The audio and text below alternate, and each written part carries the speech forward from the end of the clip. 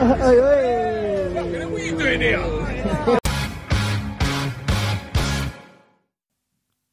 Right, today we are recording all together in far too close a proximity in a very tight room. It is fucking chucking up in here. Since Sam and Louis walked in, it's been chucking up. It's them big fuck off Italians, isn't it? Walking around in coats that can hold fucking shotguns. That's on pop out.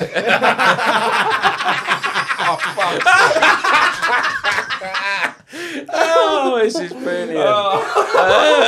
This ain't going to go well. Right, anyway, this show is in association with Whizzan Publications, the best knowledge school in London. If you want to be a black cabbie, you join Whizzan. Whizzan YouTube channel as well. Come and see Dean. He is a Millwall fan. We forgive him for that. But if it weren't for him, I wouldn't be a London cabbie today. And we are London's 5th emergency service. So we thank him for letting us do our Boozecast here. And we've brought the extra time crew in, even though they are retrobates. We've let them come and join us today. Appreciate that. And we thought we'd bring them into the circle. We've let them out. We've let them loose. I'm not used to doing the video and not in my van.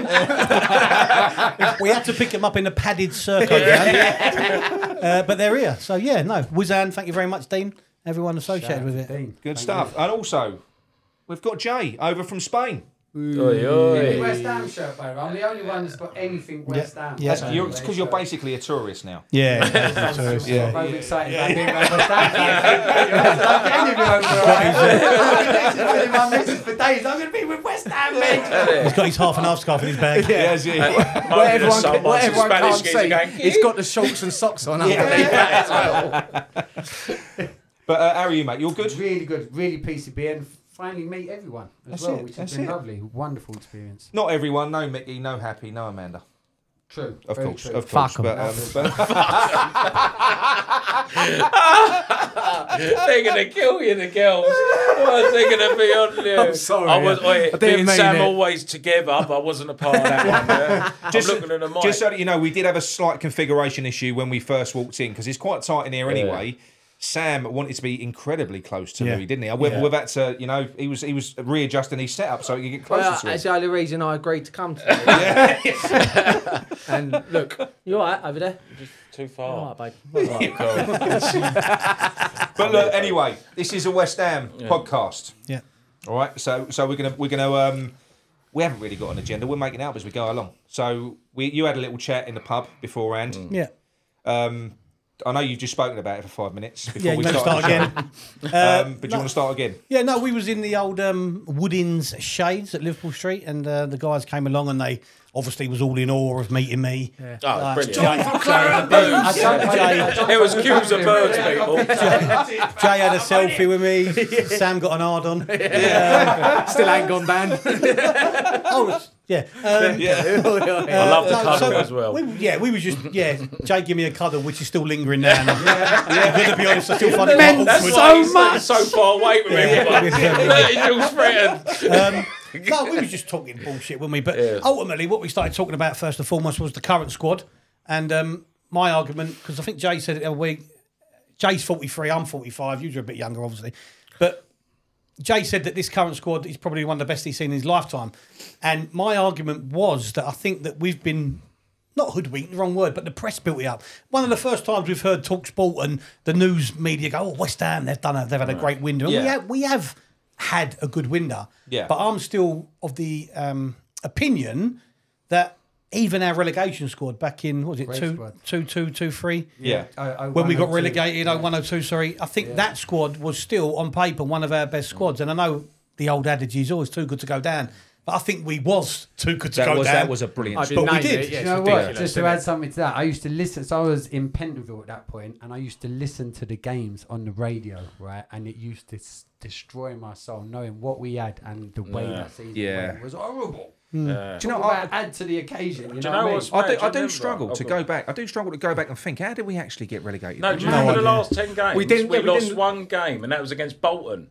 And if we would have lost any other game, it would have been Bolton instead. It was 42 or 44 points. If I remember rightly, that season we didn't win a home game until Blackburn right into the end of the season. Oh, right, okay. Didn't win a home game. Yeah. We always lost to Bolton, though, didn't we? Yeah, we did. It was one of them teams I always thought we lost to Bolton. a brain tumour right at the end. Brooklyn had the end of that, didn't he? The last 2 games. That's right. Yeah. Brooklyn had the end. Yeah. And then he had it till Pardrew because Pardrew was the court case. Yeah. Yeah. So we were just talking about the current squad, current situation. I think we have got a fantastic starting 11, but I still struggle to think we've got a great squad. And again, I'm not fucking, trying to pour water over it and dismiss it, but I think we've been carried away a little bit with the spending we've bought, the players we've bought, and the window has been good on paper, but it was a rebuild that was much needed. I don't want to talk about him again. It's not about David Moyes, but obviously we know the situation, the squad that we was left in when he left. Oldest, smallest squad. So there was no. We had to buy. We had to get bodies in because unless he was going to promote 8, 9 youngsters, which was never going to happen, we had to buy.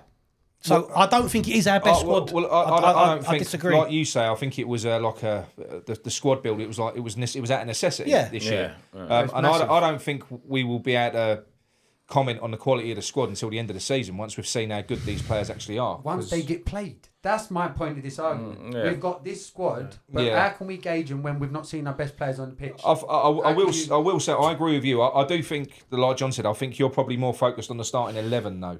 I think the starting 11 that we could have probably could and should be the best starting 11 that we've had in our lifetime.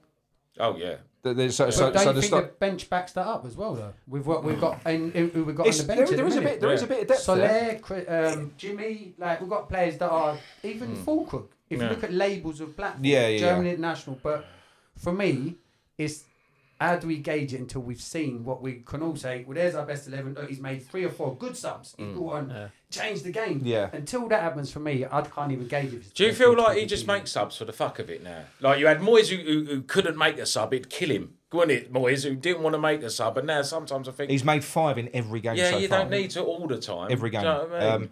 I don't want to complain about that because it used to drive me mad with Moyes that he didn't make changes. But I don't know. It is. I mean, we ran a poll on Circle, didn't we? And I asked 2 questions. There was 2 polls. Rate what you believe the current quality and depth of our squad is out of 10. The average was about 7. So it was about 7 out of 10. Average, isn't it? I think that's fair. And then it was rate the performance of West Ham so far, which is basically Lopetegui. I'll put a 3. So rate the performance. 3 for the season. Yeah. 3 thus far. So far. Yeah. Thus far. I know what you mean, but you think Liverpool as well? He did go weak in that game. I think the team performed well, but he did weaken the starting lineup. And people went roughly with a 3 overall, 3 and a 4. I probably would go a 4. Personally, I'd go 1 up. I think I'd go a bit higher as well. I would. If you look at the teams that we've played so far, how many games should we have won, really? Oh, yeah, that's right. 100%. Well, when you was locked me out. No, I'm not being out. Shake it all about. Flip-flopper. But it is early in the season, and that 4 for me, if we go and beat Spurs, that becomes a 6, and then all of a sudden it creeps up and it becomes a 7. We ain't beating him. No, well, I don't think he's going to start Souček and Rodney because it won. He done it when they drew, didn't he? He's going to start them and they're just going to get mugged off. Tottenham are going to have a field day. I'll start questioning him if he plays the same starting 11. Only because if you put Mickey up front after coming back off an international where you're right. every time he's shit. Yeah. And not even because he's shit, he's knackered. He can't do it. So if he does it again now, then I'll start thinking, come on a minute, mate. Did you really watch us last break, season? It's got to be Ings or Bowen. Pretty much. We went on that, 100%. It is though, isn't it? Every time he comes back every international break, it takes him about 2 weeks to get back into it. Ings can play on his own if you press. You see that against that Ipswich game? Sorry, Sam. No, agree with you. You know that Ipswich game, how they played? Yeah. If you had Ings up there, that could have worked as well. Yeah. Pressing like that. No. Look. I don't know about. For me, I don't know about Ings in the starting 11. I think he's a decent player. Who's a better goal scorer? Oh, I know he's a good goal scorer, but he just if you look at what Antonio gives you when he plays up front, like he did the other day. He works his nuts off. That's it. He causes chaos. Yeah, but I can't see how you can want someone who causes chaos can you see above a goal scorer. Personally, I mean, just change your tactic. up front. Personally, yeah. Not in the high press. Not in the Tottenham game. Yeah. Just to be clear, not in the Tottenham game. I want to start with Mickey. I've been calling for Ings for a couple of weeks. Like, I think it works with that squad. I've got nothing against Ings, but there's a reason Aston Villa sold him, and that's because he couldn't play on his own up He's front. not going to be doing that if you sit there and play Kudos in the middle and have proper wingers. Because it plays with a false thingy. In the right squad, that works. So you're talking about playing him as a false 9? Yeah, pretty much. But you interchange, can't you? But I just can't get my head round. You're picking a striker just because he's big and he's strong and he gets round it when you've got a goal scorer there. Change your tactics. But he went half good the other day, though. I know it was only. We want to see him in the last half an hour. Last half an hour, defenders be going, fuck. Well, that's where I think, but that's where all of us would agree. That's how Antonio should be used. I think Sam's right in this instance in terms of coming back from an international break. Yeah. Because he's travelled far and wide to play for Jamaica, even if he's playing a home game. Exactly. So I get what his argument is there. In the main, I'd rather have Antonio starting over Ings. Yeah. But I sort of get his argument in terms of coming back from it. He's never performed when he's come back from a national break, right? No. And people can say all they want, he shouldn't be playing. I disagree. You can't tell a footballer to not play for a country of his choice. That's a nonsense. That's his career. I don't like that argument at all. It's ridiculous. I personally think he's wrong. You can't. It's a short career. Well, whether we like it or not, they get paid a fortune. People he gets paid loads of money. West Ham should be his bread and butter. It is his bread and butter. He don't come back from international thinking, I can't be asked. But he's knackered. So Sam's right in that instance. But for me, and I think someone said about Bowen playing up there, I still disagree with that. I cannot see how you want to take Bowen off the right, where he's done all his damage for us as a club, take him out of his comfort zone or where he's threatening and put him in the middle. I think it doesn't look right. Well, especially as he looked like he's just starting to click out on the right as per the last game. Yeah. You know? Just build on that, you know. But again, people say, it's just Ipswich. You says that, just Ipswich, right? But it doesn't matter. They're Premier League clubs, whatever standard they are. And Mickey's performance was far better. Bowen's performance was better. The team's performance was far better, right? But I think Sam's right there. Mickey coming back from Jamaican international duty, it's not going to help him. So possibly someone else starting there. For me, it'd be Kudus again. Somerville left, 100%. I can't see. Obviously, my opinion matters to me most, so I can't see how you'd argue with that. Obviously, people will. You know? But going back to the Ings thing, though, has he been given a chance since he's been out? No, we don't know, do we? So. I'm not. I like Ings. Yeah, I do. I just think he's limited. I think he's limited in terms No. Antonio. Who are you more confident on, Ings going through 1-on-1 or Antonio? That's a good point. Who's more confident? But this don't answer the question. No. Look, Ings is a fit. He's deadly in front of goal. But this is the other thing as well. When you look at when people have given the squad a 7 out of 10. So I think that's got to be the entire squad. No. I'm sorry, Antonio, Ings and Fulkrug, that's 3 shitty striking options. You look at Villa, they've got Duran and Watkins. We've got I want to say Fulkrug Ings, shitty. Antonio and Fuck rug. We don't know. Nick's never fancied but we don't know. No. We don't know. He might be one of them players that never adapts to the Premier League. He's a fucking cartels. That's what he looks like to me. Can link up play. No, that's a bit. Not having that. That's a bit. I don't know. I don't know. I know he's not Duran. But he's not a very mobile striker. He is quick. He's a big, powerful, old-fashioned number 9. He can link up the play, can't he? The thing is, I don't get with it. If you've got a striker like that, you not want proper wingers on the side, not inverted. Well, that's exactly it. I mean, the game against Ipswich, when Antonio crashed that head against the bar, I said to my boy during the game, I said, that's the first time I remember us putting a cross on his head. Exactly. For fucking ages. Yeah. And Antonio's got neck muscles like a tree. That's why he's cut his shirt, right? He has got power in that. He used to score a lot of headers. I remember him used to drift in back post and put an header in and all that. And I'm like, why have we decided to take that out of the game? This whole inverted wingers thing for me is a fucking... It removes supply. Yeah. So if you're going to buy someone like Fulkrug, you need wingers on the wing who are left footers, right footers. But then that takes Bowen out of it, doesn't it? Because then he would have to change over. Yeah, but you're right about playing Bowen on the right, because when you say inverted wingers, technically he is one. But what I like about Bowen, he can happily go down the wing. He can go either way. He can go either way. But Kudus can't. But Kudus can't. But play him in a 10 then. Exactly. So that's why you need a Somerville and a Bowen and a Kudus. So that's what I'm saying to you. The argument about putting Bowen in the middle eradicates Bowen's threat, but also means Kudus can't play where I think he would be better and sort of forces him to the left. Yeah. If you're going to play Somerville and Bowen, then you might have that natural it in the box, Antonio get his head on the ball or whoever it might be. But John, counter to that as well, Somerville's an inverted winger. He's right-footed. So how do we know he's got supply from his left? Yeah. So then if you play Somerville out there, he's another one that chops inside onto his Bowen on the left. Yeah, but you know what you could do mid-game? Is swap over. Yeah. Just do the swap over. Because then you've got Bowen on the left with a left foot. Yeah. Ain't you? And then ain't width nowadays in the modern game. It's all about... Yeah. But what I mean is it's all about fullbacks. It should be Emerson getting up, overlapping on the outside and putting good deliveries in. That should be... So you've got a double threat. So in certain transitions in the game, you rely on your fullbacks to sort of go wide. They always make those runs, don't they? Yeah. They take fullbacks with them. It's what Wan-Bissaka did for our first goal. But I suppose maybe that's where your width comes from. You look at your... It does, but I think Louis said it before recently on other conversations we've had, but if you want those overlapping players, then I think you've probably got to play a 3 at the back more. Yeah. 3 at the back in possession. Yeah. And that's fluidity in your formation. If you have 4 at the back and your wingers your fullbacks are gone, then you're exposing the centre-backs. Yeah.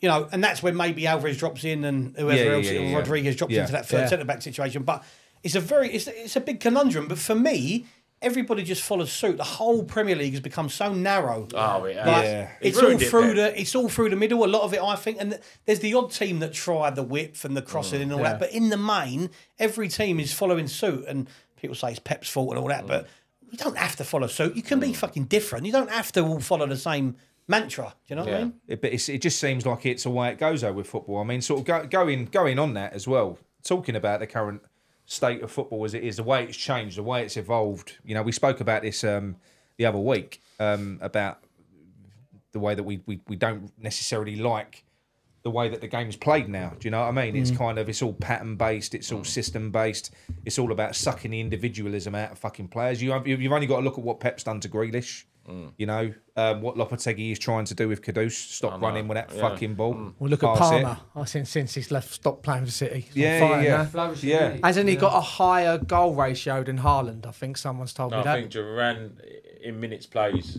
No, I mean like from last season as well. Oh, since he's been a Chelsea player, since he's been a Chelsea, he's got more goal contributions than Haaland put together. I think Haaland was 36 and Palmer was 42. You mean contributions? Contributions. Yeah. Thank you, John. Is it compilations? I thought I got away with that one. I thought he was in a taxi. I thought it was a my man on a live show. I thought it was a Christmas special. Here we've got a great Christmas compilation. but for me to add to this is where football's gone too system-based. Because we was talking about Italy back in the 90s. That conversation. Was it on Channel 4 every Sunday? Remember they was classed as boring because they pretty much all sort of played it was boring football, the same system. Behave. No, it's the same thing with a different type of system, which most teams ain't good at. So what it does for your average team, like West Ham, who ain't necessarily great at that, it then stifles what we are good at, which is for me like the West Ham way, which is the Mavericks, the individuals. How can you have... They've killed Mavericks out of the game. Kudus on the left. He's one of the best players. I think he walks into most teams. And the fact, this is where the frustration comes. This is where I'm nearly with you with Lopetegui. Yeah. If we do start the same team in the same positions against Spurs, I don't know what we're learning. Then you're on the phone, brother. I don't know what we're learning because we're seeing it. Get one of them French coats. You know what I mean? How's he not seeing it? Well, I mean, the main issue is that midfield, isn't it? I think we've still got that problem, and I just can't see it being fixed anytime soon because he seems to favour that. We've all agreed that 2 CDM double pivot, which people call it. I don't know why is it called a double pivot. Maybe against the City, because there's no pivoting going on. There's just 2 blokes that sit in front. It's 2 blokes that sit in front of the back 4. So 2 CDMs, I don't like doing that. It's not needed. Against the City. It's not needed if you've got a flat back 4 as well. No.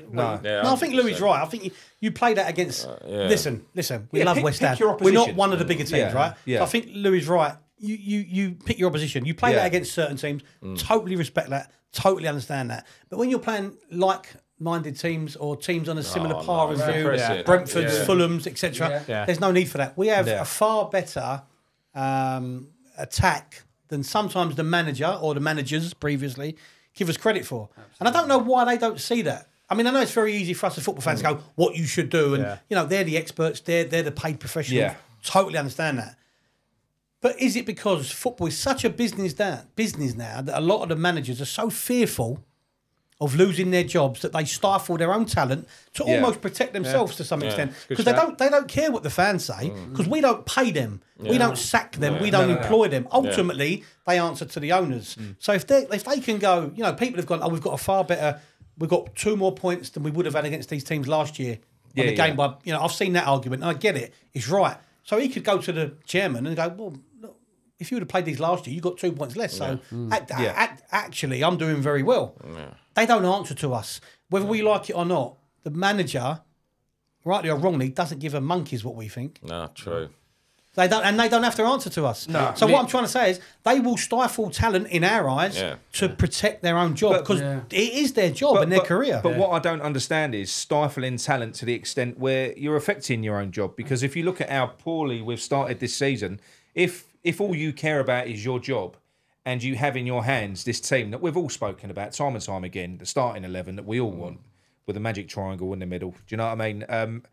Why would you not use it? Why would somebody not look? Why would somebody not look at that and go, let's just go out and fucking use our best players in their best positions and see once. We never saw it under Moyes. I know. He had that midfield all last year. Yeah, didn't once see it. Yeah, because if I'm not excusing the manager for this, but I'm trying to play devil's advocate, because they would look at it as, if they leave themselves exposed and they get exposed, I mean, I'm talking about get a caning, then that's far worse than nicking a dodgy 1-1 draw or shit ass in a 1-1 draw, because it's all about points. It's all about, we did play crap, but, and that's what it is, because they ain't got an answer to us. They don't care what we expect. They don't care about the West Ham way. No. You have to remember, they are... People have said it before. They are just custodians of the club. They are there for a short time. We're there forever. Yeah. We can expect and demand what we want, but for them, they want a 2-year contract. They want a 3-year contract. They want to stabilise themselves. They want to, in some ways, promote themselves, right? Because that's it. They're not going to do what we want, and that's not right, because to us as West Ham fans, it's about entertainment, and I think football fans in the main. But we spoke the other day about Klopp and why Klopp is so loved. It isn't because he's won one of everything. It's because he's a man of the people, his personality. And there is a manager that will be loved by Liverpool fans forever because his charisma sort of comes out, and his team are a representation of him. The way that they play, the way they sort of go about. And that bloke will be a legend forever at Liverpool with them fans. As well. For that reason. Why would you not want to be that if you're a manager? Why wouldn't you want the adulation of the fans? That's what I don't know. But Klopp is a rarity.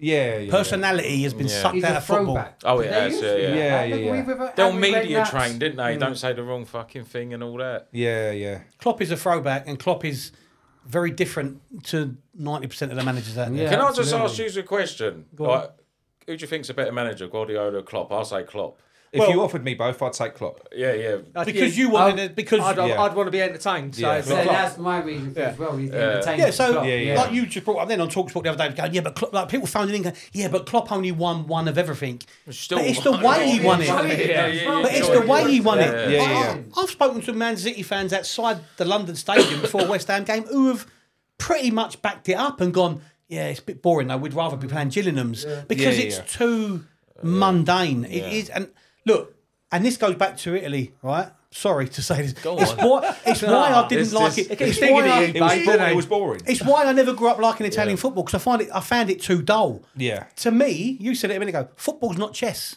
Chess is chess. Football, and more so if you're a West Ham fan, because we've won jack shit in our life, it's about entertainment. Look good. And they're very successful with chess football. I'm not saying that. No. In the 90s, that was where all the fucking top players was as well. So that was kind of, we'll watch that. We'll watch that. But it was, I wouldn't say the football was lovely to watch, but there were some good individuals there. Oh, you had like Recoba, all the Mavericks. Even here, that's what I say. I miss the Mavericks. Do you know, like that? I was watching a thing with John Terry, and he talked about Hazard. And he said Mourinho would say he's the best player. He can like get us out of this. Usual working harder. And he wouldn't make it a secret. He'll let you know. That's what he's there for. Yeah, that's a great point, though. And I think that's right. Because if you have a player of that quality, to some extent they get a free role. And they get a free role and they almost get to do what you want. I know it sounds terrible, but it's true. You know the workhorses in the team, the water carriers, and you have the flair. And the flair should rightly or wrongly, the Flair should be allowed to be parade. over dramatic. And that's why we get onto the argument about Paqueta. Yeah, but that goes back to, if you go back to when fucking Bonds and Brooking used to play. Bonds was the was basically Brooking's bodyguard. Yeah. You know, that's what he was. Brooking could fucking do what he wanted because he made the game tick, and I don't see why it's like people will make a comparison now. I love Trodgy. He comes in our comments all the time, but he definitely prefers a grafter. Yeah, he loves a grafter. He's not taken with Paqueta. He doesn't like that type of thing. But I don't see how you can compare the two. Because all Souček, if Souček weren't grafting, he offers fuck all. No, so Souček has to graft. Yeah. No, he literally does, doesn't he? Yeah. What else can he offer? No, but what else has he got to offer? Whereas Paqueta, he should be grafting for Paqueta. It should be fetching and carrying, kicking people up in the air so that Paqueta can get on the ball. Yeah, of course. And he can do his thing. That should be one thing he does offer, and he is lucky to get up with a goal, isn't he? Last minute goals. Roll, deflects off three people and just rolls. I agree with that. But I don't think that's luck. I think that is something he's very good at. He's good at sniffing out fucking space in the box. He can't be. Why can't he pass? But he's got a great finish. Well, he's proven that he can pass. Well, if you watch the Ipswich game, mate, he was spraying passes. Is he just nervous or something? That's 2 decent games on the trot from him. I'll tell you what it is, right? He can play. He can. But not under pressure. Exactly. We've all seen his weakness. You put him under pressure in a high intensity game where he's got to operate in tight areas. The Premier League. How can you say that about Premier League? He can't do it. How do you make it to the Premier League and not be like that and be like that? I know. It's ridiculous. But he proved that he can execute the passes. He can do all that. He's fucking on a sixpence. One of them crossfield passes. But the minute he's got someone up his arse, he's Which is like Rodriguez. The same thing with him. If he's got time, he looks quality. But he's being killed by the pace of the Premiership, to be honest. Yeah. And to go about what you just said about the Souček Paqueta thing, it's 2 elements of the game that are totally different. Like Souček's element of the game, like I said, it's that enforcement, bashing, hard nut sort of role. And we've got Alvarez there, capable of doing it. And yet there's a conversation. How do even Souček and Paqueta come into the same conversation? It should just be. It was the magic Paqueta 3, like Nick said. Yeah. It's the magic 3, and Paqueta's the 8. Give kudos, and they can switch that. It ain't always got to be like that. Fluid. I've got, and this is the thing, nobody's going to agree with me on this because look, everyone loves Souček, and I admit he did what he did the other day. But I think if you want the perfect midfield, you need balance. You need a 6, you need an 8, you need a 10. You know, if you go back to when Leicester had a really good fucking solid midfield. If you had Ndidi, Tillemans, and you had Drinkwater, Madison, you had Drinkwater was the 8. That's when they won it. It was But they had perfect balance. You had a 6, you had an 8, you had a 10. What is Souček? Is he a 6? I don't know. No, I'm asking that. Is he a 6? No. Is he an 8? Not really. Is he a 10? He's a poor 8. No, I mean, but this is what I'm saying. What the fuck is he? So whenever you put him in our team, you're lacking something. If you took his goals out of the equation, his style of play would probably be more suited to a 4, like a CDM. Yeah. Do you know what I mean? Breaking play up, don't give a dodgy free kick away. Ultimately, right? But because he gets the goals, I think he's pushed further forward a little bit more. Yeah, but then we expect. We expect what we saw against Ipswich. How has he not been changed into a CDM then at this point? Why has no one else thought? Because he scores the goals. Because he gets the goals. Well, I'll tell you why. Because as a CDM, what's the most important thing that you've got to have as a CDM? I want grit. You've got to be able to read the game. Like Rice, he can't read the fucking game. He's too busy running around the football pitch in circles. But we're judging him reading the game in a position that's too far up the field for him. Yeah, that's what I'd say to that. Yeah, but because he gets the goals, managers see fit to push him a little bit further. I'm not saying he'd be brilliant at CDM, but because he gets the odd goal, not the odd goal, he gets a lot of goal involvement, right? Whether we like it or not. So they think, just put him up there a little. It's a bit like Marouane. It's exactly like Marouane Fellaini. He was terrible technically. Less if he was in a defensive capacity. Yeah, but he wouldn't get the goals. No. I don't dislike him. I just dislike as a footballer. When I say dislike him, I mean as a footballer. I feel because it's not one of them players you hate. He's not. He's like the loveliest guy in the world, isn't he? But it's just like it's not his fault. You know what I mean? It's not his fault. Yeah. Bless him. But that for me, that is a problem. I don't know what he is. Is he a 6 now? Is he an 8 now? Is he a 10 now? What the fuck is he? I don't know what he is. If he has to play the 2 central CDMs, you can only do that with 3 at the back, like John said, right? Yeah. You do them, and then what that means, you make Caduce and Paqueta as 2 number 10s, and then Bowen will have to play up front. Or, if you really want to get fruity with it, you could say to Bowen, and I think he could do this, he could play right wing back.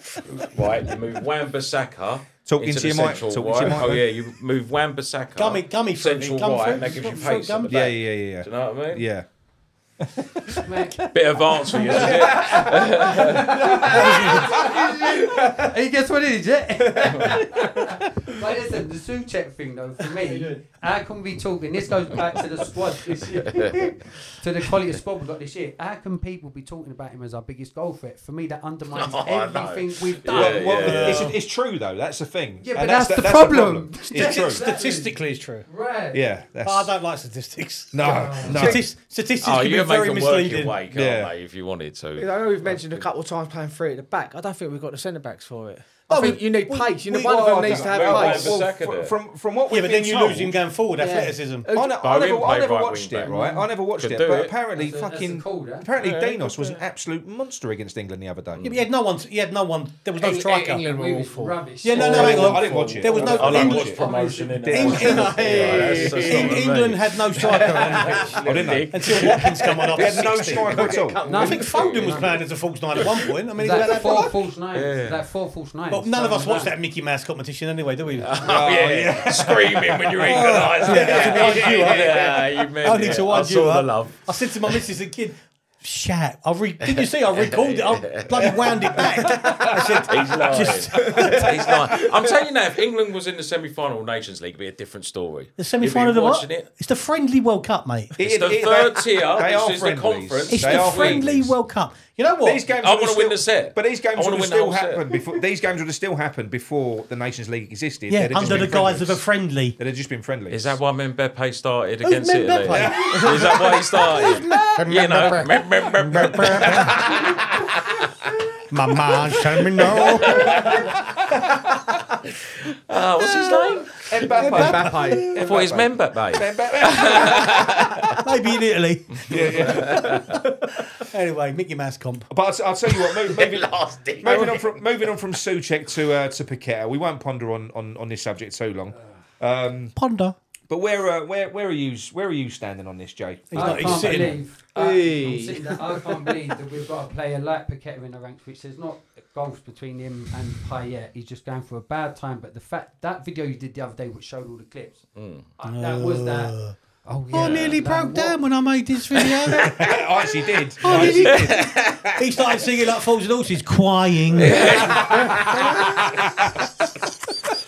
But it's only West Ham. It's only West Ham would have that sort of player, and be stifling him. And then I don't want to go on through this again, but yeah, for Paqueta for me, without telling him that, let him do what he does best. Yeah, and he's as good as our best player on the pitch. Yeah, but sorry to interrupt you, but can he do what he's best at the moment with everything that's going on? And I don't think he can. And that's not me saying put him out the limelight. But part of the problem with Souček. I'll go back to that. Part of the problem that Paqueta's playing like he's playing is because of the imbalance. I disagree there because I'm not sure Souček put the bets on for him. You can't blame him. You can't blame him for everything. It was Moyes. Paqueta's out of his depth this season because of what he's doing. No, I don't think he's playing how he needs to be playing because of the choice of the team. Personally, I would agree with you last year, but I think now for me, looking at him, there's far more beyond that. I think what's happening off the field is affected him massively. Yeah. And when I made the video the other day, which didn't get as many views, because I nearly didn't break down when I made it. Next title, I nearly broke down. My missus called the police. Sorry, Nick, I'm only joking. I think the off-the-field stuff has definitely affected him. And when I made the video the other day, what I was trying to get at was, I wasn't saying put him out the limelight, but what I was trying to say is, if the club don't come out and defend him, I don't care what anyone says, there should be a club rep sitting in front of the media, having an interview and saying, we're going to defend him till the cows come home. Unless they know that he's 100% guilty. I don't know. It's ridiculous. But that's because they know he's guilty. But it doesn't matter. They should be coming out. Think about when Paul Merson come out with the cocaine, the club got behind him, big fucking, Eric Cantona when he kicked the geezer at Palace, the club come out and supported him. Yeah. We should be doing that. Whether he's going to be found guilty or not, we don't know.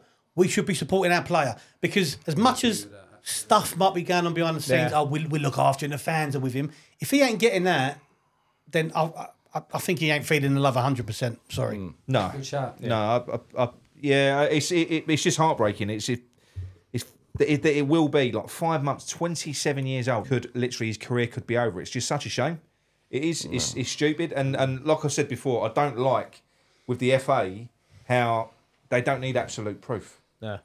It's just down to a couple of. It's just down to a couple of blokes on the panel. You know, like in here, they just put a case in. It's circumstantial. Circumstantial, yeah. Coincidental, isn't it, I suppose? What they call it. Yeah, I just don't like it. But I think with me, if we trying to sort of get my head around what Loppy ball is, I think it's more based on something that from Pep's world, where it's about just holding the ball.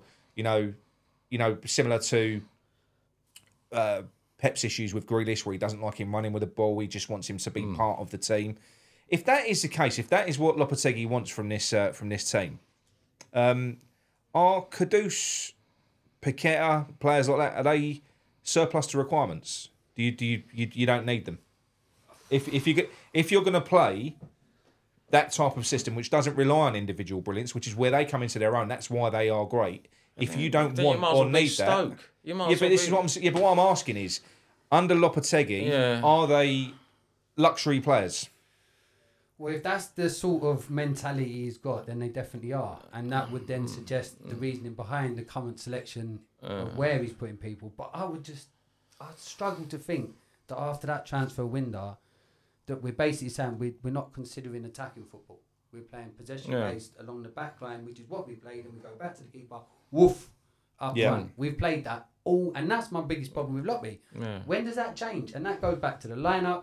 So again, goes back to what you've just said. So if that's the football he's playing, then whether there's a plus or not, we're just wasting. I just think we're so predictable as well. Yeah. Me and Sam were saying that. It's like a wide receiver, a Hail Mary, which swings Souček on for the diagonal. And you think, fuck off. It's constant. Doing it. It's constant. It's still like it against Ipswich. Yeah. I know we played better, but there were still loads of times it was just old. And I don't get this now either. On goal kicks, we hadn't done it, but we've started to do it when goal kicks, we have two people there, play it back to the goalkeeper, and we're booting it up to Souček. What's the fucking point? What's that bring? I can understand if you're trying to pull their forward so you can attack, like short passes and off you go, but we don't do it. We play it back to our own and he smashes it back up. I'm questioning loads of things with. I mean, look, I think Lopetegui is either gonna sink or he's gonna swim in the next 6 games. Yeah, but it's what he's. Is that why you brought your towel in your suitcase? That's why I brought the towel. That's why I brought the towel. So I've actually got goggles in there. Right? That's for later. So he's got Spurs, he's got Man United, we've got Arsenal in there, we've got Newcastle, we've got Forest. Everton, and we've got Forest away. I mean, Everton, you know, if they carry on, they'll probably have a new manager or a caretaker manager by the time we play. Moyes, hopefully. But there are no easy. 5 of them. Newcastle ain't easy. Man United are not going to be easy for us because I know they're a basket case shit team this year, but look, they'll still beat us 3-0. They've still got quality. They've still got quality there. It's all over the gap. But Arsenal, Spurs, I can't see it. I mean, Spurs are the team that we do usually lift our game against. Normally, we do normally lift our game against them. But we do well there as well, don't we? But if we go those 6 games, that takes us to 13. We're on 8 at the moment, aren't we? We're on 8. So if he just gets a couple of draws out of that, 2 wins, flying. Oh yeah. But if he gets a couple of draws out of that, that's 10 points from 13 games. Get the bullet. Got to get the bullet. 10 points from 13 games. Yeah, but if you look at the league, there's a lot in a similar situation. It's not like no one's running away with it. No, but I think at that point, at 13 games, that's when things start to sort of take shape. Because you're approaching Christmas then. You're approaching Christmas. Not at the moment. You can't look at the league table now and take anything from it. No. But, you know, once you're in double figures with fixtures, I think it starts to matter. I do think, though, people get very fixated with, look at the teams we've got. There aren't many teams in there that we should definitely always beat. No way. No. The Premier League's a strong league. Let's be honest about it. I'm not making excuses. It's a very strong league. Ultimately, the 3 teams that come up are pretty much, in my opinion, the 3 teams that we should always definitely beat. Right? However, there's a lot of teams in there that we should never actually fear. And when I see us set up and we look like we're fearful and not taking the game to them, that's the difference for me. Yeah, it is. You know what I mean? Yeah. I don't mind losing if we've took the game to them a little bit because we have to play and you have the players to do that. You just got to have a go. I mean, and that was what I liked the other day when I don't always watch it, but I watch that Analytics United. You know, with the young lads. Yeah, that's it. Yeah, Babylon Nines. And they Babylon Nines, isn't it? No, it's Jack Elderton and the other guy. Oh, okay. I called him Ed Sheeran the other day, didn't I? I couldn't think of his name. That was lovely. I was going to cut this right up. You're going to have to edit this. I'm busted.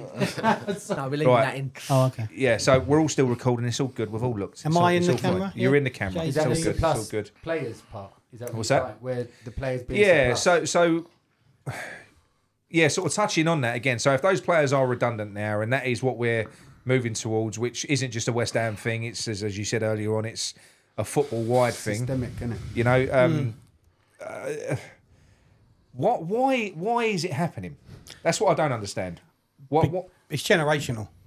I think it's absolutely generational. Yeah. I don't blame. I'm not. This ain't a younger fan, older fan thing. Yeah. But it's no surprise to me that a lot of the people that rely on statistics and whatever else, are younger because they've been brought up on it. It's what they're used to. They're used to seeing a certain type of football, whereas we are used to seeing football in late 80s, early 90s, where it was a little bit more. I always describe West Ham as quite gun ho. Yeah. The gun ho approach these days is almost frowned upon. From a purist point of view, if you know what I mean, like the modern day purists. But we expect something else. We're all similar age. But the last generation, maybe. And it's not a dig at the younger fans, and I don't want them to dig at us back. Yeah, but kids. No, we're talking about. No, but you know what I mean. I think that is why I always use the FIFA analysis, like the FIFA fans. Not disrespectful. Yeah, but it's all what they're brought up with. Yeah. My boy plays FIFA, opens up all these packs, and he goes, "Oh, he's got an 89 rating," and I'm like, "What the fuck's that, mate? He's not a good player." And I go, "Well, I'll tell you now, he is a good player because I watch him play football." But FIFA only gives him an 89, Dad. So it's not as good as. And I'm like, do you know what I mean? Yeah, and I think that it's a FIFA brigade. I'm sorry. You know what, that needs to be a short. That was brilliant. Stop it. I just saw that was that just mugged off a lot of people. But their ratings are completely all over the place. Because you mentioned the thing we watched with what's his name, John Parkin. Oh yeah. They done a comparison between him and Jimmy Bullard when they was both on FIFA at the same time. Jimmy Bullard had better header in than him. Yeah, John Parkin was the beast. Yeah, exactly. Yeah, it doesn't make any sense. I mean, and also a lot of these fans now, because I watch football, as I don't know whether you, but we all do. It's with emotion. If I didn't have an emotional tie to West Ham, you know, I don't really love football that much that I could watch it if I didn't care about it. Yeah. And if you're going to watch it down to an analytical point where you're going to start really sort of trying to pull it apart and carve it apart, almost watch it as a neutral. Yeah. I don't understand that. You know, the best thing about football is the emotion. It's that connection that you got with that club. Yeah. And normally, how West Ham used to play was more of a reflection of what the fan base was. We was a fun fan base. We had a fun football team. Yeah. And I just feel that maybe like the identity's been lost a little bit with move from Upton Park. Because that was probably the last time we played like that, was at Upton Park in 15-16. I don't think it's just us, though. I think it's indicative across the Premier League, in my opinion. No, Can I add then, too? Because I think the point is money. That's why it's changed. Yeah. It's money. It's become more of a business. Yeah, so what we're talking about now, it's like almost you plan the blueprint of a business plan every time you play a match. It used to be football. Like it wasn't gauged, it wasn't gauged off of what the other team were playing, how are they setting up. West Ham used to play on the front foot because of West Ham, what we had. We don't do that anymore. And that is across the board because there are good teams at it. Arsenal do it well with a bit of excitement. Liverpool, to an extent, it's not the same as that, but it's still the same sort of outcome and outlook. Everyone else tries to copy, and this is what we were saying earlier, and then we lose the potency that we've got because we're trying to play a football. Look at our season that we're not capable of playing. Can anyone say you've looked at these last 7 games and gone, do you know what? That's our style of football now. Well, I think Man City's second half, I was happy. Oh, amazing! Because we took it to them. And the first 2 minutes. The first 2 minutes. It was amazing for about 2 minutes. That's a running thing with us, though. I think. No, that was unfucking real for 3 minutes. Yeah, was it 3 minutes? We was unbelievable against Man City. Against Man City, but at 3 minutes, we was like, "What the fuck is going on here?" Yeah, we're amazing. But with all due respect, Nick, we were the same era. We watched West Ham same time. But you've said it before, and I disagree with you. You know, when we buy a player and you go, "There's no resale value." And I'm like, I don't give a fuck if there's a resale value. I don't. Yeah, but neither do I. What I'm saying is, we've just bought an old fucker. Yeah, but it doesn't matter. If that old fucker can do it for 2 years, I don't care if we get nothing for 2 years. I don't care. Yeah. So with all due respect to you, Nick, you're when you say that, in my opinion, you're in danger of thinking it's about business when it isn't. We shouldn't think like that. I must admit, from that side of it, I do get it because I care about West Ham. I think it's important to have. Look, listen, I think they're completely separate things. Playing football the right way and giving people chances, giving your creative players freedom is completely different to wanting your team to be sustainable so that you can maintain this for years to come. Yeah. You can't do that in the Premier League if you're going out there buying old fuckers that have got no resale value. Yeah, maybe. You can't, because that means you're in a constant state of rebuild. Yeah, but like the odd one. Yeah, no, that's fine. That was a good the odd one's fine. Like John said, I'd have 2 years. If he gives you 2 years foot long, you're laughing. Do you know what I mean? This is where what do you expect to have him in 2 years, though? It's just a stopgap. It's a stopgap. Yeah. No, but two Achilles injuries, one ACL. Two what? Yeah, no, that's why Achilles injuries. No, I'm just stop about the transfer because so I'll get rid of him and go and get Daylan. Yeah. Do what? Daylan is a good player. That is his name. I'm starting to people now. It's his name. Yeah, but I make Nick right because what he's described is what we've currently got. We just spent how much? 27 million. Yeah. But the clubs, that's what's wound me up. The club should have known that. But, like, I didn't know his fucking injury record. Like, fucking, I don't watch German football. But I watched that Euros. But you would imagine that they would have done a quick check. Yeah, I mean, surely, just us. You can go on transfer market. And I showed you before, didn't I? Yeah, you look at him and Andy Carroll's injury records. It ain't that much difference. But we bought Andy Carroll. We bought Kieran Dyer. It's always been the same. We've always taken risks. I think Andy Carroll's biggest capitulation when it comes to injuries was at West Ham, though. That was the worst things happened to him was at West Ham. London, wasn't it? Fucked him up. Yeah. But for me, great moments. I know you have to worry about the club, but for me, I don't care what they spend on a player. I don't care how long the player's there for. No. I don't care if we sell him for fuck all. I don't care. I want him whilst he's there to play for the club, and that's it, and do well. Yeah. I don't care about resale. But then again, that is probably where we look at the Brighton model, because that's the fixation we have now as football fans. We look at the Brighton model. They always reproduce these players to get them cheap. They sell them on after a couple of years, and they keep going. It's like a conveyor belt, and they do it very well. But they're rare. Yeah, but this is where we haven't gone the whole way in. So if you look at Sullivan, he's gone out and he's got himself a director of football. But we're not going to achieve what Brighton are achieving because we've only gone fucking half into it. If you've got a director of football, surely they've got to be responsible for your signings. And most of all, they've got to be responsible for the bloke who's going to be trying to get the best out of them. Yeah. Otherwise, what is the fucking point? Yeah. Because if you think about it like that, he's probably got an idea in his head. In the time that he's been here, in 6 months or a year or whatever it was, of how he envisages us playing football long term. Tim will have. And he'll be thinking, right, I'm going to go out, I'm going to target this type of player, and I need a coach to help me sort of realise that vision and also develop the players that I'm bringing in to make me look good, because that's the other thing as well, just going to use the players that we've got. Sullivan goes, nah, you're going to have this bloke who plays probably a completely different type of fucking football to what he had in mind. And then he's got to go out and sort of, I don't know, maybe start throwing a few players at him that play a slightly different... Do you know what I mean? It's a fucking mess. Because different managers need different players to play different systems. So how can Sullivan be so fucking useless? No, but honestly, it is useless. Yeah. You know, it's like he won't... And it can't just be what we all say, because he likes to have his fingers in deals. Yeah. Because if that is all it is... Ego as well. I think it's more ego. It's more ego because he sees himself as a bit of a director of football. Yeah. He don't ever want to completely let go of control. If he was to give all of that power to Tim, Tim not only has full control, he takes full credit. That's the other thing as well. Yeah. So I think the ego thing does play a part with it. And that is a ridiculous way for... Because surely what Harry should be looking at West Ham is, in the time that he's here, making us the best that we can be, not because he gives a fuck about us, because it's his business. And when he sells us, he's going to make more money out of it. So I don't get it. I don't think he cares about that. I don't think he cares about that. He cares about profit, doesn't he?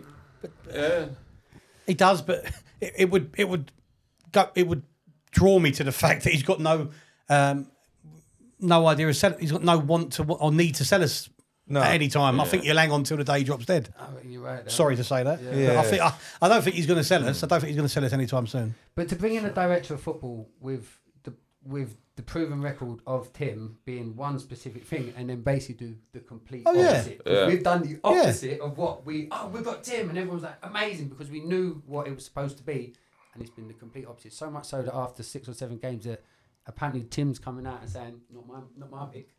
But Sullivan did pick Somerville, so just so you know. But you see what I mean? That's Give Sullivan his credit. It was a good pick. It was a good pick, but he's not being played. Let's talk about Somerville. Go on. I've said this before. I'm going to say it again. I do get Ben Rama vibes from Somerville. Ben who? Nah. He said this before, basically cutting him off already. No, Somerville's more about the 90 minutes he's played over 7 games. He's saying no product. I'm saying he looks good. But I don't see there being in product there. I think it's one thing doing it in the Championship. It's a big, brutal... It's a big thing doing it in the Championship. No. I said it's one thing. Yeah, it's a big thing. But they're big, bruising players, so he can handle the physicality, right? He can. But it is a bit different, like different level fullbacks you're coming up against. And if we give him a chance, we might see it. No, we might not. I'm not saying it. I'm not saying that we won't. But for me, if I don't think he's on Kudus's level. He's not on Kudus's level. That's a big comparison. He could be as good as Bowen in a few years. Easily on the other side. Maybe. You're judging him against Kudus when you don't want Kudus on his side anyway. I think Kudus is better, even though it's his worst position. He's really better on Wow. But the thing is, you're saying Lockie wants to play wingers. Well, the solution's obvious. Somerville on the right, Bowen on the left, Kudus in the middle. 100%. If you want to get supplying, if that you want works. that wingers, that and you switch it in game, and go right. That's what I don't get. That's what I don't get. I mean, we've seen left wing and striker mix it up. Yeah. I don't understand why we never do that. Why we never ever go to conventional wingers in a game. Moyes never did it once. I don't remember him doing that once. No. Just every now and then a winger goes to their strongest side so they can get supply in. I don't know why that don't happen. It's very difficult with Bowen because he's been so successful on the right to then take him away from the right. Yeah. That's the problem. So they've pigeonholed him by putting him as an inverted right winger. But I think he's better than Kudos. Yeah, but because he's been so successful, I get why then managers are reluctant to say go on the left because he has been so good on the right. So it's they've created a problem for themselves. Do you think the player would have a problem with it as well? If all of a sudden what you're saying is you're going from scorer to provider? Yeah, you must do. I don't think Bowen will be like that. I reckon he would. No, I think you reckon there's an ego there? Of course, he's got to be seeing him. He should be seeing himself as the best. That's what I'd want from Bowen. I'd want him to be. No, I'm the best. But true, I don't know. But going back to what John said about the manager, will he not want to try and do it? Because if it doesn't work, it looks bad on him, doesn't it? Because everyone will all turn around and go, "Why is he playing him on the left?" But what I will say is, I mean, if he's done it to Kudus, who I think he's our best player. For me, I think Paqueta is our most talented player, but Kudus is our best player at the moment because he's on form and because of he's explosive. If he can do that to Kudus, he can do it to Bowen. Yeah, as far as I'm concerned. If you're looking at the profiles of the players, if I gave you 2 players, 1 position, and you can only play, you can't fucking put Bowen or Kudus on anywhere else. Right wing, you're going to pick Kudus or Bowen. Who are you picking? I'd pick Bowen. Kudus. But you're picking him on what he could do. I'm picking Bowen on what he has done. That's what I'm saying to you. Yeah. As in this season, you mean? As in overall at the club. But when Kudus has been playing on the right last season, which is very. How often is it though? I would pick Kudus. I just think Kudus needs to be in the middle. Somewhere in the middle. Yeah, 100%. But what I'm getting to here is I do think Kudus is a better player than Bowen. I think he's a higher profile. He is. But for the club, Bowen's done brilliant on the right. So you're caught between a rock and a hard place, aren't you? But Kudus gets into pretty much any team. Bowen don't. That's the difference. That's the difference. Yeah. I think it comes down to a style of play with Bowen, though, because he's literally been built into an counter-attacking winger. Yeah. If we're not doing counter-attacking football, he's going to be affected by it, which he has. So you think when we play possession base, he looks worse? Yeah, I think so. I think there is merit to that, and also, do you know what? You could also say the same for a few of the other players as well, because I think when you play a counter-attacking game, I think that's where you saw the best of Lucas Paqueta, because he can see those passes and those quick runners who are playing on the shoulder. That's where you see the best from him. Little flicks around the corner. Kudus is blatantly refusing to be buckled by Loppe because even now he's made the second most take-ons, dribbles and successful take-ons in Europe. Why would you want to take that out of a guy? I know. Why would you but then on the flip side of it, he's made the fifth most successful duels as well. He's won the fifth most successful duels as well. What, in Europe? In the Premier League. Oh, in the Premier League. Okay. In the Premier League. So when that goes back to the argument of him not being a team player, which he obviously is. He's putting in the effort. He is a team player. You can't doubt that. And Paqueta's a team player. Yeah, I think he is. They're all team players. But just because they become emotional about their position or being played out of position or whatever, we have to remember they're fucking human beings. We all have emotional days at our God-given jobs, don't we? I'm sure you ram the bloody JCB into the wall. Every day. I don't know, you don't do no work, do you, really? But Sam pisses in the water tank, so he's supposed to be treating. But come on, that one, Dan. They're all team players. They're all team players, but they're only going to get the best out of them if they're happy. And they're going to be happy playing where they want to play. Yeah. Whether we like it or not. And people go, well, they should play where the manager tells them. And I agree to some extent, but not for their entire career at the club. Yeah. You know, now and again, step in, do it for me. We need a bit of cover, but not every game, every God-given season. You've got to play them in their best position. Yeah, no, I agree. So I suppose, look, to wrap this up, talking about Lopetegui and our next 6 games, what is a likelihood out of 10? I'll start with Louis because I know what he's going to go. The likelihood out of 10 that come Christmas, we're going to be happy hammers and that Loppe will still be in a job. I reckon. So out of 10, what do you reckon? Well, I'll say a 6 because he'll still be in the job. He's gonna do a Moyes thing where he lose, and he's got that final game. Yeah, but then we wouldn't be happy hammers though. We'd be frustrated. Oh, yeah, true. But well, no, we ain't gonna be happy under Loppe. That's what I mean. Whatever. Nah, I don't think so. He ain't doing nothing. You don't think so? Yeah, just kicking bottles. Well done. Right. You can fuck off now. Because if I was to ask that question though, just based on thus far what you've seen this season's enough. Yeah, what would you score it out of 10 on what you've seen, not what you hope it to be? I scored it a 3. That's ridiculous. I scored it a 3. That's like relegation. That's what I scored it a 3. Yeah. It's a 3. I'm not being funny. Crystal Palace should be 4 points a year. If you want to be a big club, you've got to look at the Crystal Palaces, the ones that are slightly smaller, and go, that's 4 points a year, right? All right, we beat them. But we can't... You're saying that, there are 3 good teams we played at the beginning, but that's who you got to get points off. If you want to fuck around and get in Europe, you need to get points off them. Yeah. So it's been shit, and he's constantly has been stubborn. He has been stubborn. How are you picking Rodney over Alvarez unless he's injured? Unless he is injured, how is that even flammable? I agree. Yeah, I agree with that. Picking who? Sorry, I'm sorry, I missed what you said. Rodney. Guido. Rodriguez over Guido. Yeah. Over Alvarez. How can you? Unless he's injured, how can you do that? Playing Antonio after he's flown back from Jamaica, it's got to be Ings or Bowen every time. So many things, like always talking about not switching wingers. Tactically, it's the logic, isn't it? It's some of the decisions he's made where you said, "Why you done that? You watched this for 6 months last season, but yet you're still doing the same thing." Moyes. He won a UEFA Cup. Moyes won a Conference League. He's managed Real Madrid, right? He's managed only for 14 games. It wasn't like he got all done by. He was shit. They found him out. Well, that was a basket case at the time. What about Porto? How are you at Porto for 2 years and not win one? They have 2 cups like England. How have you not won nothing with Porto? You're Mickey Mouse. I'm sorry, I want him gone. So I give a similar. If I'm to look, the question is, are we going to be happy hammers come the end of this year? Is what I'm gauging this on what I've seen so far, right? Yeah. Right. So if it's the same thing for me, it's the things that we still don't know. I don't think anyone in here can tell me what our style of football is this year, different from last year. I don't think anyone can answer that question. Now, to invest the money that we've invested and to play as badly as we've played in most of the games we've played this season. Oh, we had a good spell against Man City. But what about all the rest of it? Yeah. For me, if he carries on picking his team and tactics the way we're currently doing it, I think he's out by Christmas. But I agree with you. But at what point do we say it is a huge transition? At what point, I mean, go back to it again, older squad, smaller squad we was left with. It's a huge task, right? And I'm not defending the indefensible because I agree with things you've said.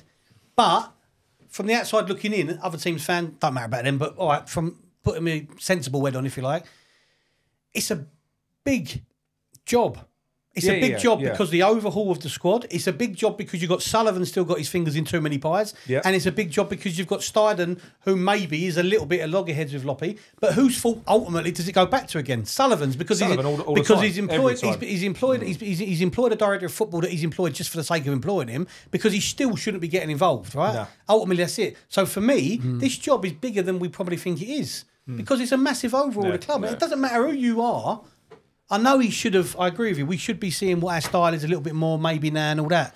But this is a good point though. What he said there, and the same with you, Lou. We all agree that Sullivan's a problem. Yeah. We all agree that you've got Sullivan pulling one way, you've got Tim Steiten pulling another way. Definitely. So,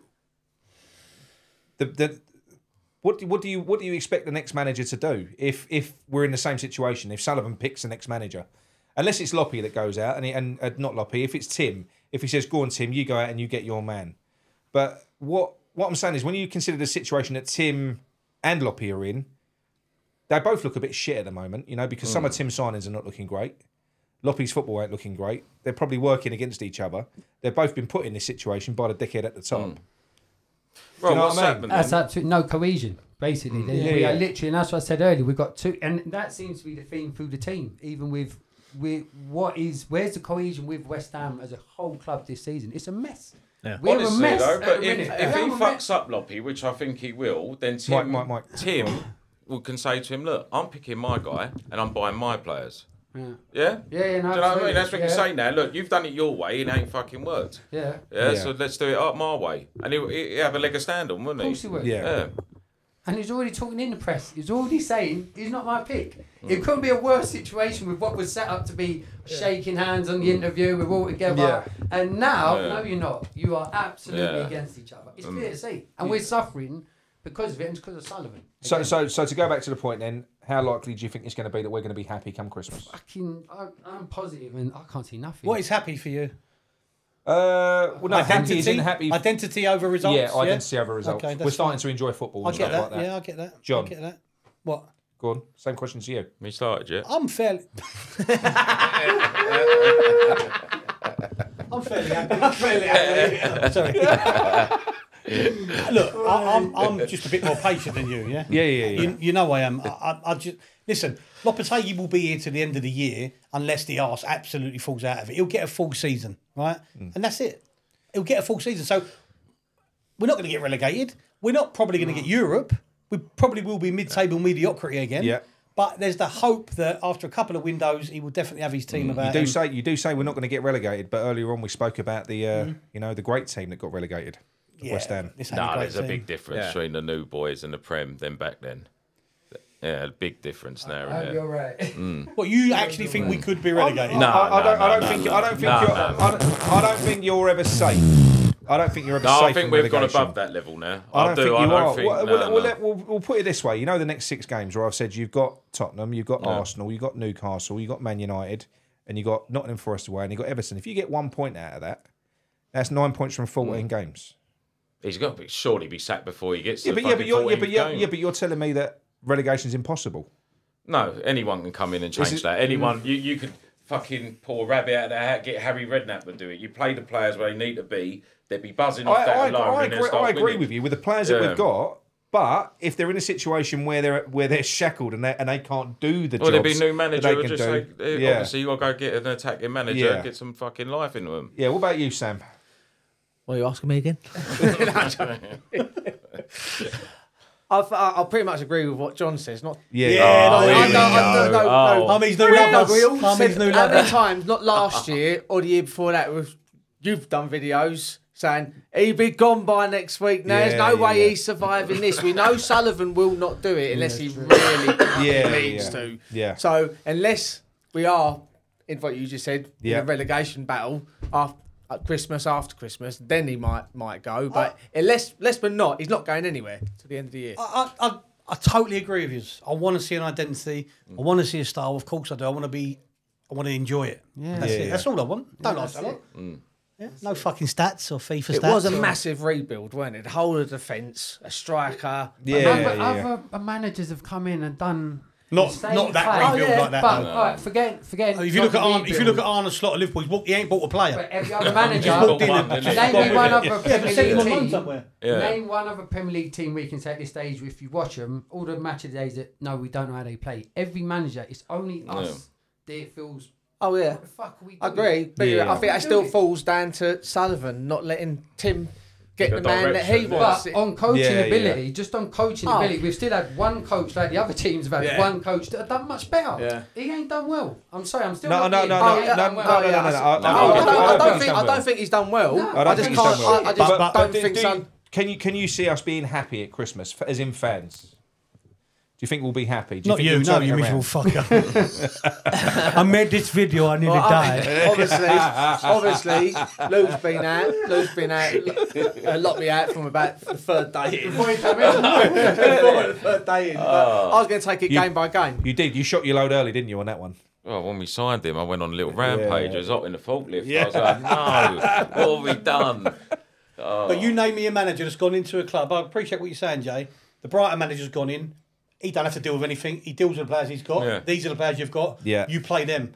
There's the transition for other managers has been so much more simple. That because there's not. That bloke was top of Tim's list apparently. One who's got but it's not the point. It's not the point who the manager. It's not the point who the manager is. It's the point that the club is in a good place from every time the manager leaves, and the owners they don't get too involved. Yeah. He's the director of football. You're the manager, work together, see you later. Yeah. And it's all left to them, pretty much. I know that Booth at Brighton does analysis on players and they buy players like that. Their succession plan is second to none. They probably already know their next manager is going to be. Yes, and that's exactly it. At West Ham, it's all about short-termism. Yeah. There's no planning. That's always been the problem. Quick fix. Quick fix. Bit like gummies.